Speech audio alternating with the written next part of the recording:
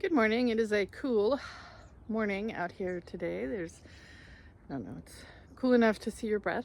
And I need to start getting bulbs in the ground. I've last week pulled up the dahlias that I started from seed over the winter, and then I planted out in the cut flower area.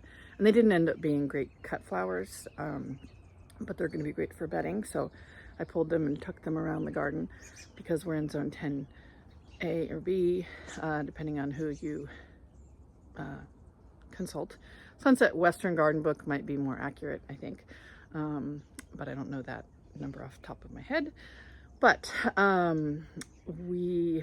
so in the cut flower garden area, I've got hundreds and hundreds of daffodils to plant to use as cut flowers in the spring, because I love daffodils and I love daffodil bouquets and their sweet scent, and they mean spring to me. So I wanted to get some of those and get them in the ground so I can have them for the cut flower stand in the spring. And it's kind of going to start winding down here soon.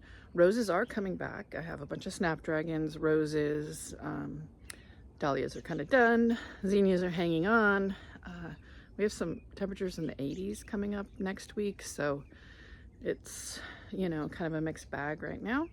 But I just wanted to go through the varieties that I got, and I have another box. So mainly I got the bulk order from Color Blends, and then I have a smaller batch of like ranunculus and anemones that I also want to use for cut flowers. There's one called Decane Blue that I just love. It's really unusual to see a bright blue flower that's truly blue, not purple.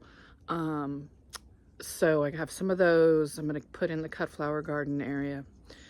So I'm just going to run through the varieties I have on hand now. And for anemones and ranunculus, you need to soak the bulbs for anywhere between like 1 and 3 hours, I think it is. I'll be more accurate when I'm looking at the bag, but I just want to run through what I have and what I'm going to be planting for the spring.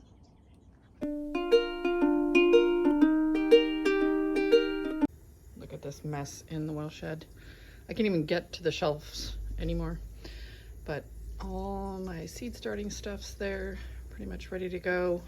One of these years we will get the tool storage system hung up on the wall. But here's my Color Blends box. It's not as big as some people can get, but this is what I got. It's pretty big. I mean, there's my hedge trimmer sitting on top. So I'm gonna get that out and, well, get help to get it out of there and then see what's in it. I might have to get to the store because there's only dust in the biotone. I have flower tone, and I think I have bulb tone somewhere. Figured while I was at it, out here talking about bulbs, we could take a look at what's going on in the garden in October. And we have volunteer tomatoes these ones are actually good. We have some other ones that have popped up in another bed and they're not very good. And we have broccoli trying again. And I expect cilantro to come back because I let it go to seed. And a strawberry plant has decided to get itself here. But this front hedge tends to get really overgrown. We did cut back the grapes mid-season, and you can see the sunflowers are leaning this way trying to get sun. So I'm thinking I just need to do something different here. These are just kind of placed on top. They're not really into the ground, though we've mulched around them so they kind of look like they're buried. But they're just placed on top with these bricks, which I love, because you can just put wood in them. This one's leaning a little bit, but that's okay. It's just temporary anyway. But I think it'd be kind of cool to do something different in this space. I do have 2 arbors here, one on either side of the bed, but with roses. They are the Claire Austin rose, which I just think is so gorgeous. It's a light yellow This one's obviously spent, but the light yellow, but then they also have some kind of peachiness when they open. And roses this time of year, this one doesn't look great either, but roses this time of year, they kind of get, when it's cold, they get little different colors. So I think that's pretty. And then this, I believe, is a James Galloway rose climber. So one of the big things I did this year was I planted climbing roses all the way down from this corner of the yard all the way down. Kind of to that red tree you can see way over there. Just to make this hedgerow more interesting, because it's English ivy and it's, you know, it's, I don't know who planted it. It was here when we got here. It starts out, you know, normal ivy, and then it goes up when it matures, and the leaves change their structure. They send off flowers and they get berries that turn kind of blue-black. Love using these in arrangements. It's really a gift to have this here as a green, as a flower, as a florist, because they're interesting no matter what time of the year. They're always green. There's always something going on with them. But it needed something else.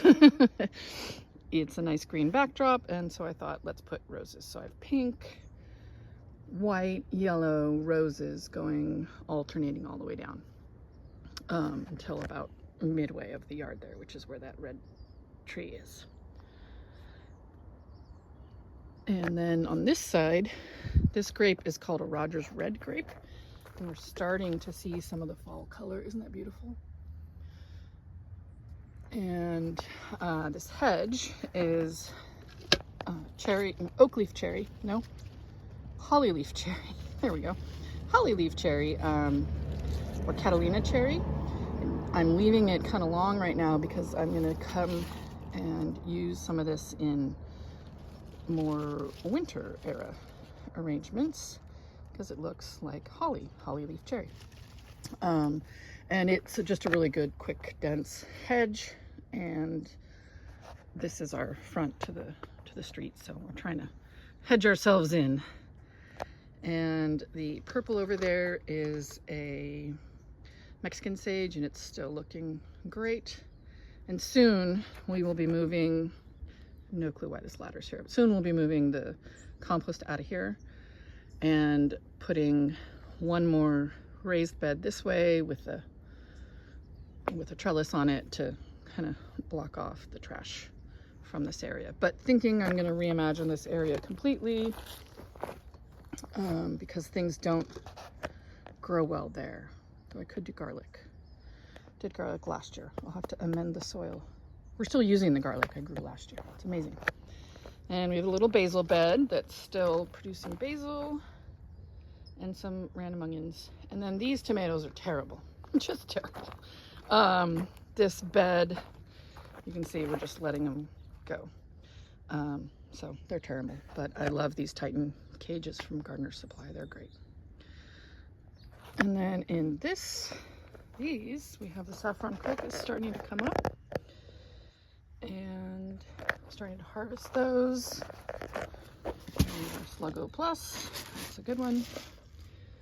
But really, and some mushrooms and a spiderweb, yikes. So we have a pink rose there, the white Claire Austin off-white, and then here there's a yellow rose, which isn't blooming at the moment. I'm waiting to see what all the rose hips look like before I really cut them back. And then starting in this area, I wanted it to be way more colorful. So I have yellows, pinks, there's lavender in here, purple gladiola, orange gladiola, all different kinds of dahlias. This is the gladiola greens. Aren't they beautiful? This is catmint, just catmint, and it's quite unruly when it gets to its largest size, which is, you wouldn't expect that seeing it in a garden center, but it really is. I put in some sedum this year, iris, more roses, Alstroemeria. Just trying to really fill this bed in. There's a bunch of different kinds of hydrangea. There's a box there. We keep all the cardboard for weed mat. But this is the flower and color of just catmint, no different name. Here's one of the yellow roses. Let's see, what's it do? Get in here. It's so pretty. Anyway, it doesn't look like much this time of year. It's kind of fading. This is the Alnwick rose, which is a pink rose. It's gonna bloom soon. And then this is Woolerton Old Hall, I think, another climber.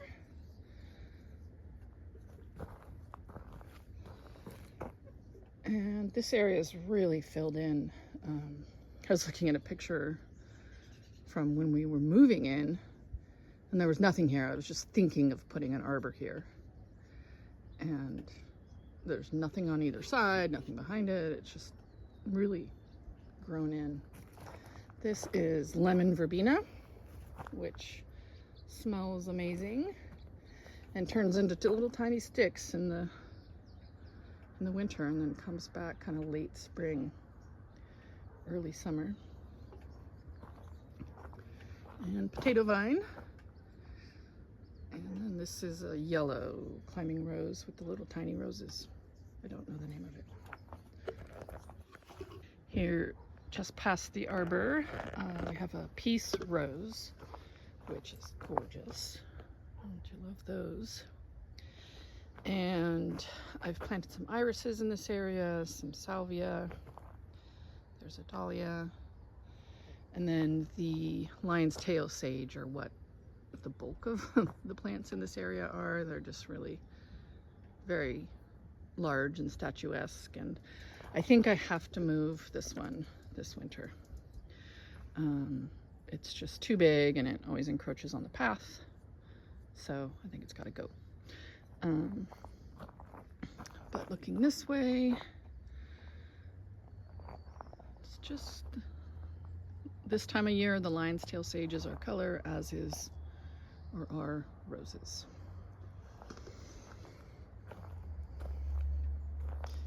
This is lemon balm. Cut it back mid-season. Look how fuzzy and cool those are.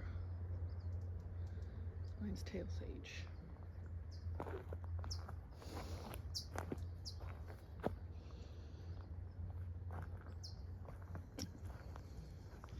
This rose is the Bring Me Sunshine rose.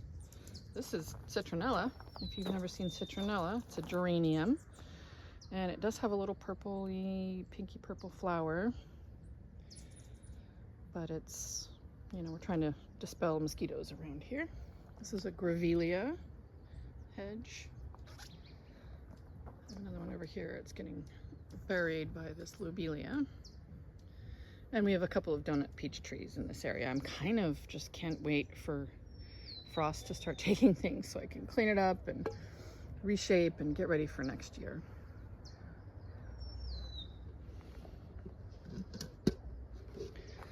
Over here, sorry for the bump. Oh, here's the citronella flower.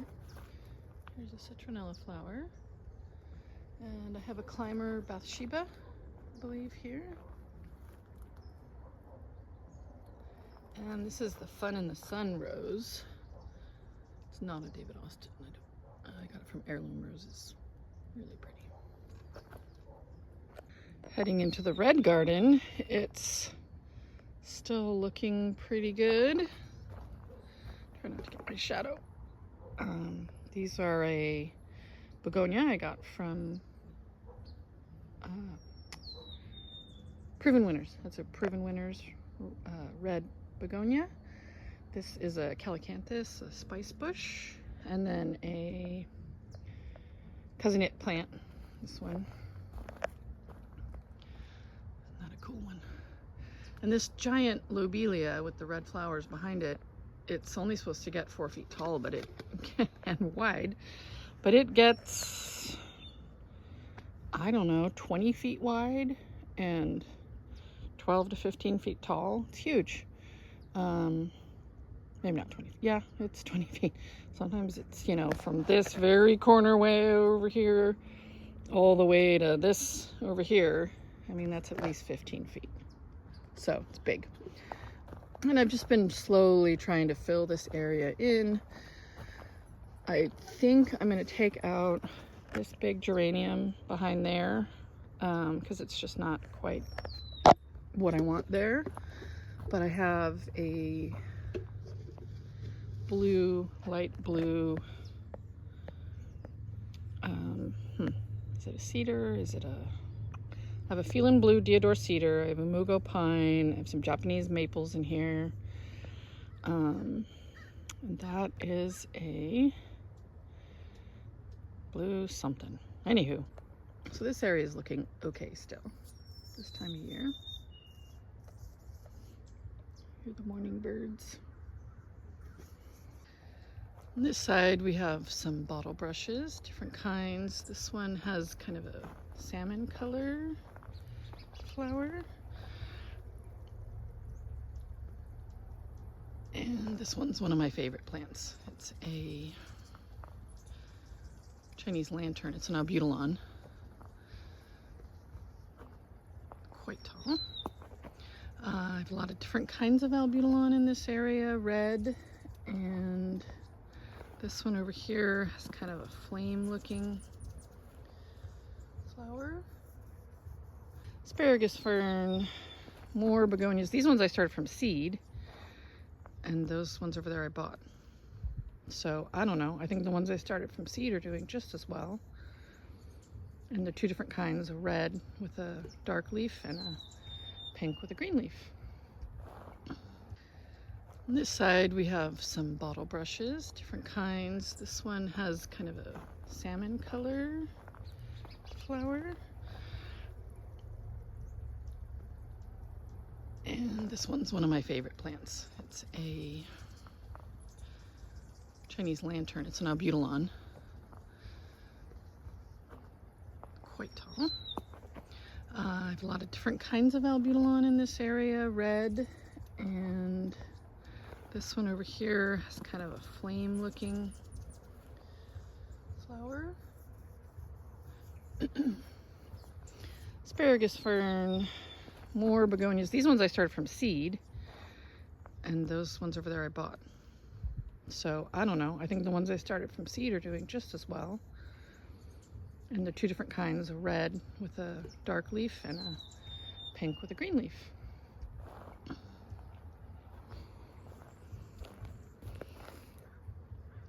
think it was Viking red on chocolate, and then dragon wing pink from Park Seed.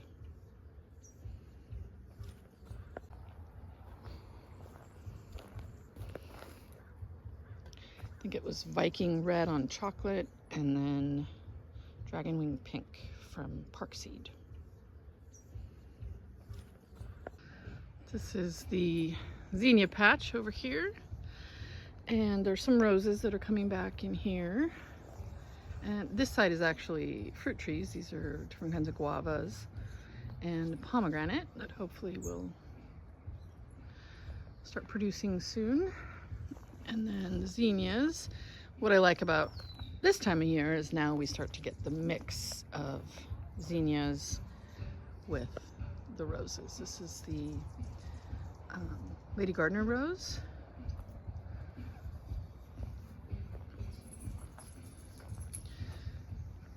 And this area is kind of a fruit tree alley. There's a pear here.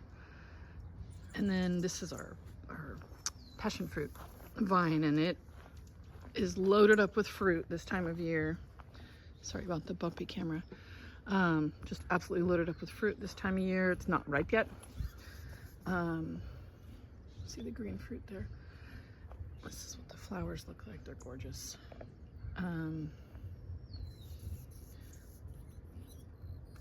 And it'll be ripe in January and February. And this poor avocado tree is getting strangled all the time by the passion fruit. but it's too late to move it. Oh well. Aren't these a beautiful zinnia? They're kind of a salmon color. I was just seeing if they're ready to cut, so you wiggle them and they look good. Let's see if I can find an example of one that isn't ready. Nope, that one's ready too. I'll find one. So it's really cool that the zinnias are doing well still. Oh, I was looking for one that I could show you how to tell if it's ready. Okay, so see how wiggly, wiggly, wiggly that one is? This one's kind of wiggly. This one only goes with the stem, where the stem goes, right? Whereas this one wiggles all over. This one's ready to cut. Otherwise, you'll end up with flowers that just break. So here we are in what remains of the dahlia bed. And I think there's some of them that I'm gonna cut and, or cut back, dig up and move.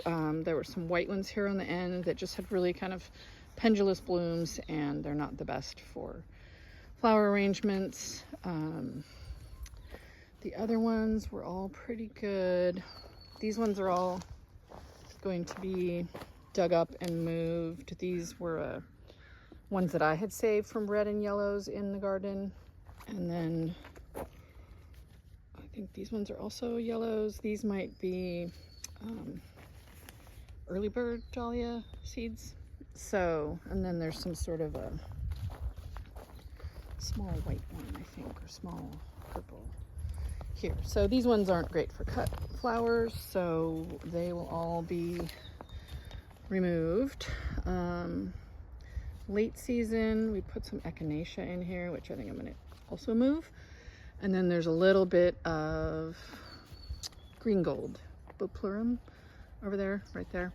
And I'm going to move those. Well, we'll let them go. But then this will become the daffodil patch. And we're going to have to cut this tree back just a scotch. This branch over here is too low. But this area is not looking great this time of year. You know, everything's kind of dying back and looks bad.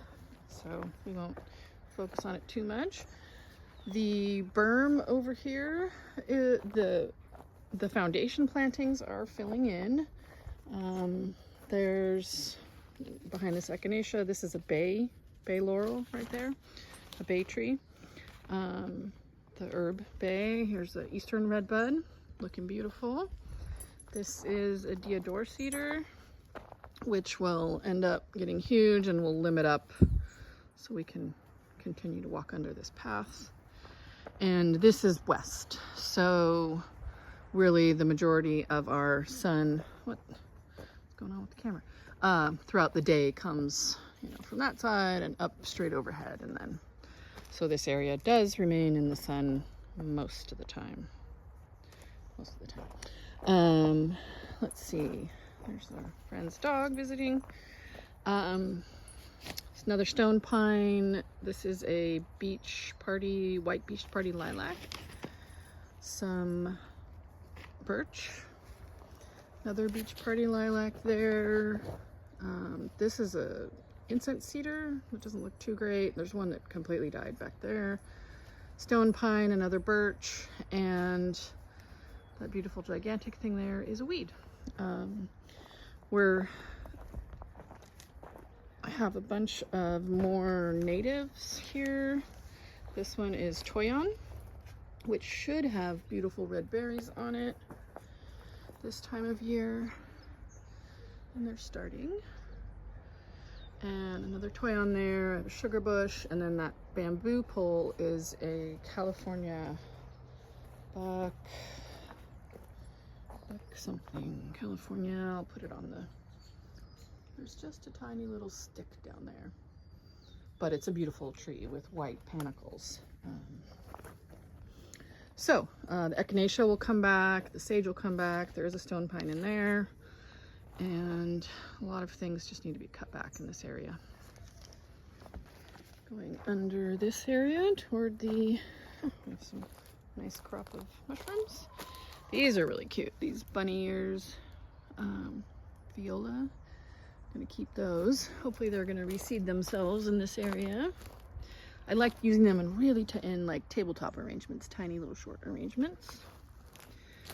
And the cut flower garden still has some color, luckily, thanks to mums, heirloom mums. Those are from, I'll put the name on the screen, can't remember right now. I don't think I'm gonna do Fama scabiosa again. I think because of our temperature and moisture, it just tends to fade really quickly. So not gonna do that again. Tons of Lisianthus in bloom. Been cutting pretty heavily on them, so there's no color, and about to bloom. Snapdragons and celosia. So these are from Mums Harmony Harvest. That's what it is. And I've been cutting these pretty heavily. Some of them got aphids. This one's got aphids pretty bad. But I'm leaving it as a host. So hopefully it'll keep the aphids off all the other ones. A few marigolds not doing well. I'm not sure what's going on with my water here. Something's not right. This is perennial baby's breath, my daughter's favorite plant. So finally it's starting to bloom. And the celosia, finally. It's doing its thing. You learn a lot starting a cut flower garden. What works in your area? I mean, I started the Lisianthus seeds they were the earliest seeds I started, I think. And some early snapdragons. These are new snapdragons. The original snapdragon patch was on this side. I'm gonna end up digging that up and putting a row of daffodils along there, I think. Anywho, I just have to see how far I can get the daffodils to spread. I think there's something wrong with the water in this bed because those marigolds should be doing a lot better. It's shaded in the morning, but then it gets all day sun in this area. And all of the lupin are done. This is more that Catalina cherry hedge growing up. It'll be beautiful. I have a lemonade berry that's kind of spilling out. It should be hedged up. But say hi to the chickens.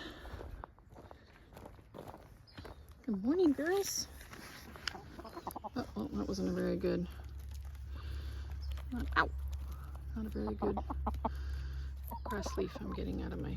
Oh look, one of your seeds that you didn't eat is sprouting. There you go. Let's see. They like the grass and they like the carrot tops, which I've planted. I seeded carrots all along here, and then the dog was getting up here and digging it up. So just trying to. They like the grass. We all come along and feed them it. Okay, well, good morning. This side is a more native area, Central Coast, California. We have this is I think it's called Pacific Mist, a manzanita, some red buckwheat, a black sage, sweet broom, and the cascading, kind of bluish plant here is California sagebrush. And on this side, more, so yarrow, lupin, yarrow, a couple different kinds of sage, black sage, and then a sage that has a purple. So black sage has a white flower, kind of a light white purpley flower. And then there's one here, I think it's called Dara, and it has a purple flower. And I see a volunteer catmint back in there. This was an accident. I meant to plant obviously got some Dusty Miller seeds in with the purple top vervain. Oh well. This is St. Catherine's lace. And then this hedge is a mix. There's a new hedge, you can't really see it yet, obviously, planted along the whole area here of different kinds of ceanothus, which are also California lilac. They tend to be blues, whites, purples. They have a really sweet scent. Monkey flower, mimulus, and yarrow. What else? Volunteer oak. And I have some heuchera.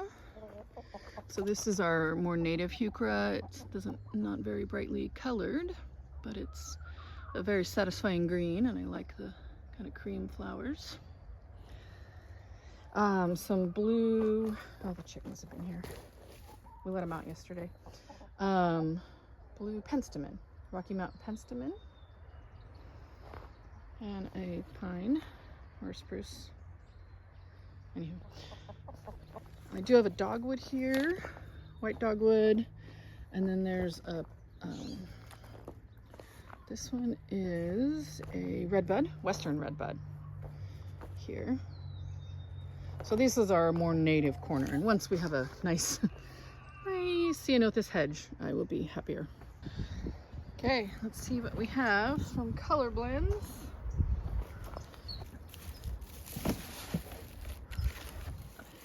This is a daffodil called Accent, and it's white with salmon, 14 to 16 inches tall, early to mid spring.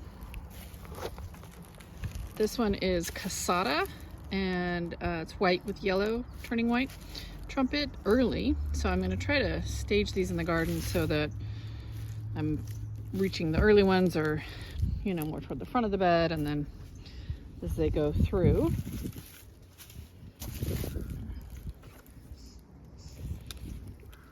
$25 more Accent. This one's called Charm Offensive, white and soft yellow, 14 to 16 inches, mid to late bloom.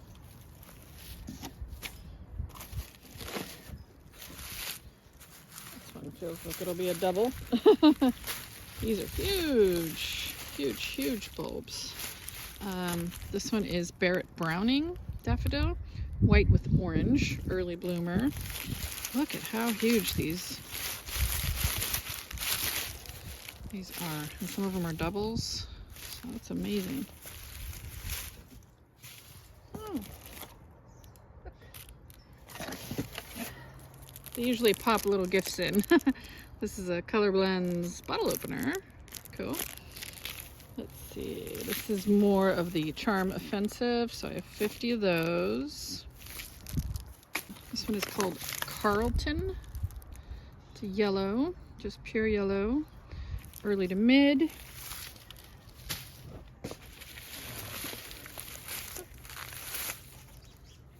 There's more of the 25 more of the Barrett Browning, 25 more of Casada. I think I got 50 of each variety. So, oh, Ice Follies. I love Ice Follies. Just a white with yellow turning ivory, early 16 to 18 inches. I love this one. 25 more Ice Follies, 25 more of the Carlton. So I have 50 of each kind. They always send planting and care instructions from Color Blends. Let's see. I'm visiting Amsterdam. Come see their place. And I can't read it, but they put in a Dutch newspaper. Kind of interesting, huh? Ooh, that's volleyball. Hey, that's cool. World Championship, beach volleyball. Wish I could read that.